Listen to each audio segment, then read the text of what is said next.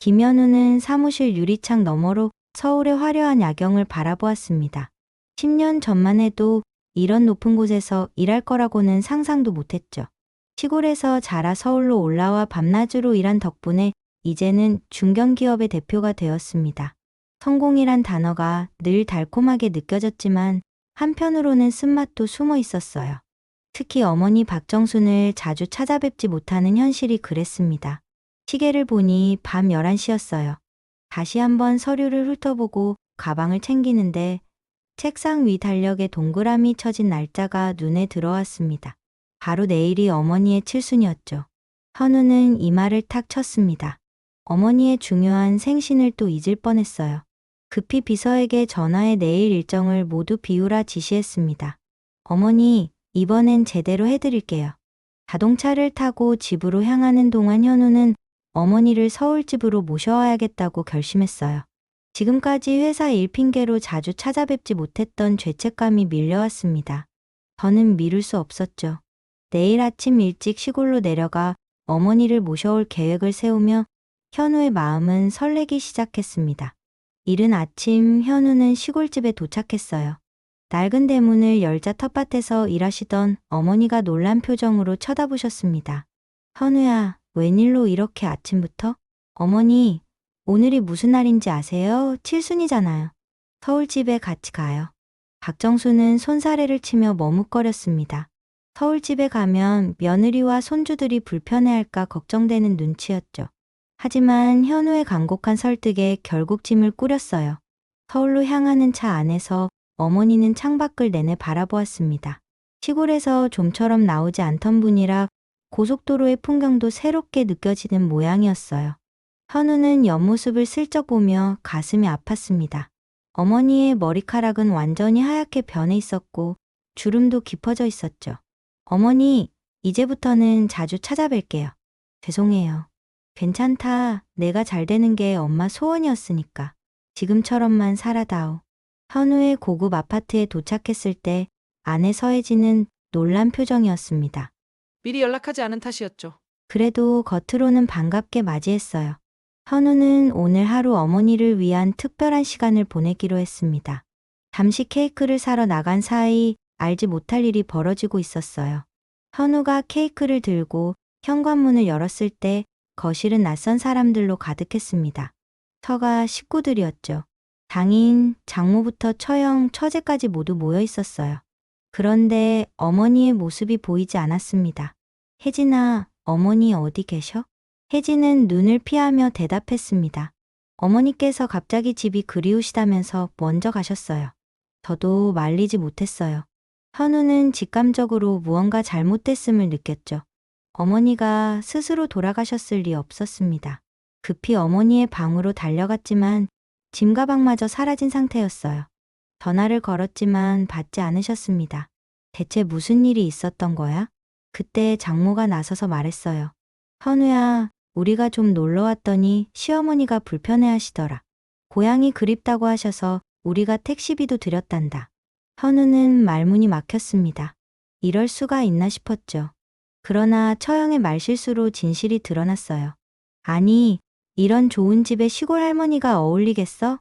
우리끼리 있는 게 좋지. 현우의 얼굴이 굳어졌습니다. 그제서야 상황이 파악됐어요. 처가 식구들이 어머니를 내쫓은 것이었습니다. 분노가 치밀어 올랐지만 현우는 침착하게 말했죠. 모두 나가주십시오. 지금 당장요. 처가 식구들은 놀란 표정이었습니다. 평소 온순하던 사위의 달라진 태도에 당황한 기색이었어요. 혜진이 현우의 팔을 잡으며 말렸지만 현우는 단호했습니다. 당신 미쳤어? 우리 부모님을 어떻게 이럴 수 있어? 혜진의 말에 현우는 차갑게 대답했습니다. 지금 누구 어머니를 내쫓은 건데 돌아가시면서 생각해 보세요. 처가 식구들이 모두 나간 후 현우는 곧바로 차를 몰고 시골로 향했어요. 내내 어머니를 걱정하는 마음에 촉독의 바늘이 위험할 정도로 올라갔습니다. 다행히 집에 도착했을 때 어머니는 마당에 홀로 앉아 계셨죠. 어머니, 정말 죄송합니다. 박정수는 아들을 보자 눈물을 참지 못했어요. 괜찮다. 내가 거기 있으면 너희 불편할 것 같아서. 현우는 어머니의 손을 꼭 잡았습니다. 이미 상처받은 어머니의 마음을 어떻게 달래야 할지 막막했죠. 집으로 돌아가는 길 회사에서 전화가 왔어요. 긴급 상황이라며 빨리 와달라는 내용이었습니다. 회사에 도착하자 임원들이 심각한 표정으로 기다리고 있었어요. 납품 과정에서 심각한 비리가 발견되었다는 보고였습니다. 자세히 살펴보니 처가의 이름이 여러 문서에서 발견됐죠. 장인어른의 동생 김 부장이 우리 회사 납품 계약을 대부분 가져갔습니다. 품질 문제로 클레임이 여러 건 들어왔고요. 현우는 충격에 빠졌어요. 처가 식구들이 자신의 회사를 이용해 부당 이득을 취하고 있었던 겁니다. 어머니를 내쫓은 일도 그랬지만 이건 도저히 용납할 수 없는 배신이었죠. 현우는 조용히 이 모든 문제를 파헤치기로 결심했습니다. 내부 감사팀을 꾸려 철저한 조사에 들어갔어요. 결과는 충격적이었죠. 장인의 동생이 운영하는 회사는 서류상으로만 존재하는 페이퍼 컴퍼니였고 실제로는 품질 기준에 미치지 못하는 저가 제품을 납품해왔습니다. 이 정도면 회사에 입힌 손해가 수십억에 달합니다. 감사팀장의 보고를 들으며 현우는 주먹을 불끈 쥐었어요. 지난 3년간 처가 식구들이 회사를 자신들의 돈줄로 여겨왔다는 사실이 분명해졌습니다. 더 충격적인 것은 혜진도 이 모든 일을 알고 있었다는 점이었죠. 저녁에 집에 돌아온 현우는 혜진에게 직접 물었습니다. 당신도 이 일에 가담한 거야? 혜진은 잠시 당황하더니 곧 태도를 바꿨어요. 그게 뭐가 문제야? 가족이 서로 돕는 건 당연한 거 아니야? 내가 어머니만 챙기더니 이젠 우리 가족까지 적대시해? 현우는 말문이 막혔습니다. 가족이란 이름으로 행해진 비리를 정당화하는 아내의 모습에 실망감이 밀려왔죠. 결혼 생활 내내 혜진이 물질적인 것에 집착한다고 느꼈지만 이 정도일 줄은 몰랐습니다. 저는 이렇게 살 수 없겠어. 현우의 조용한 선언에 혜진은 비웃듯 말했어요. 내가 우리 없이 어떻게 살 건데? 아버지가 널 키워주신 거 잊었어? 그동안 장인어른을 존경했고 은혜도 많이 받았습니다. 하지만 이건 다른 문제예요. 현우는 단호하게 말했습니다. 다음 날 그는 모든 불법 계약을 취소하고 법무팀에 관련 자료를 전달했어요. 처가와 관련된 사업체를 회사에서 완전히 배제하는 조치였죠. 예상대로 장인에게서 전화가 왔습니다.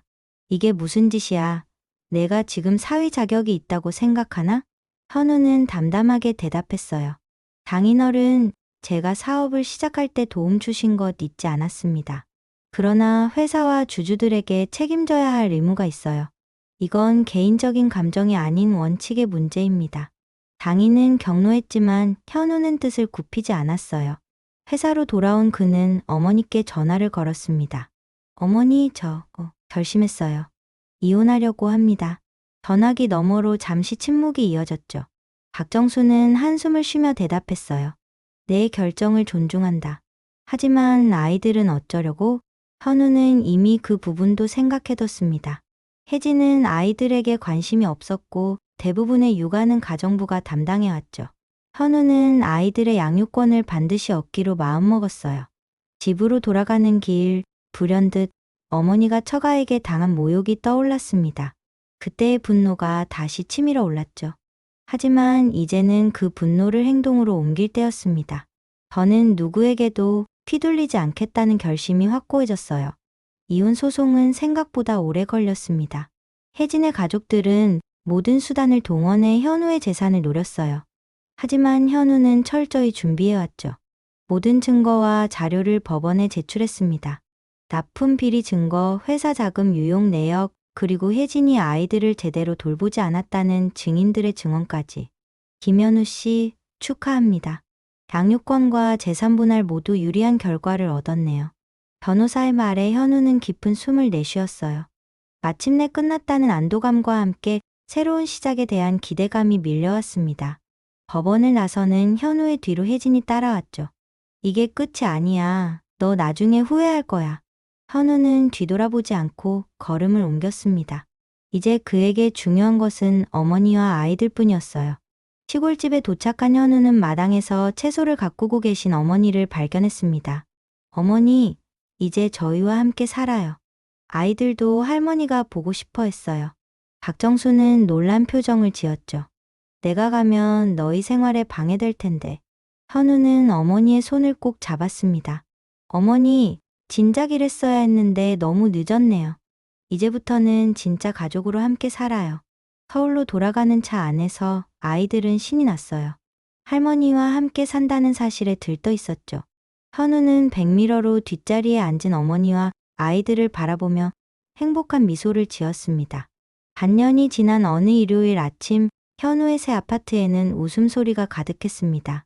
부엌에서는 박정순과 아이들이 함께 아침 식사를 준비하고 있었어요. 큰아이는 할머니가 알려주신 대로 채소를 씻고 작은아이는 옆에서 그릇을 나르며 돕고 있었죠. 아빠, 우리 오늘 할머니랑 만든 김치찌개 먹어요. 현우는 아이들의 활기찬 모습을 보며 미소 지었습니다. 예전에는 보기 힘들었던 광경이었죠. 아이들이 부엌에서 요리를 돕는 모습은 물론 그들의 얼굴에 번진 행복한 표정도 새로웠어요. 식탁에 둘러앉아 밥을 먹으며 현우는 지난 시간을 되돌아보았습니다. 고통스러운 이혼 과정과 회사 재정비까지 쉽지 않은 날들이었죠. 하지만 그 어려움을 견뎌낸 덕분에 지금의 평화를 얻을 수 있었어요. 현우야, 너 요즘 얼굴색이 좋아졌다. 어머니의 말에 현우는 고개를 끄덕였습니다. 회사도 안정을 찾아가고 있었어요. 비리에 연루된 인원들을 정리하고 새로운 체제를 구축한 덕분에 오히려 회사의 신뢰도가 높아졌죠. 어머니, 이제야 정말 가족다운 가족이 된 것 같습니다. 박정수는 따뜻한 미소를 지으며 대답했어요. 늦게라도 우리가 함께 할 수 있어서 다행이구나. 창밖으로는 봄 햇살이 쏟아지고 있었습니다. 현우는 문득 깨달았어요. 진정한 성공이란 물질적인 것이 아니라 가족의 행복과 건강한 관계에 있다는 사실을요.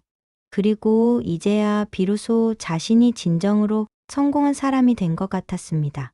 오늘은 다 같이 공원에 소풍 가요. 아이들의 환호성에 가족 모두 웃음꽃이 피었습니다. 현우는 이 소중한 순간들을 영원히 간직하고 싶었어요. 어머니를 내쫓은 대가로 처가와 아내를 잃었지만 그 대신 진정한 가족의 의미를 되찾았으니까요.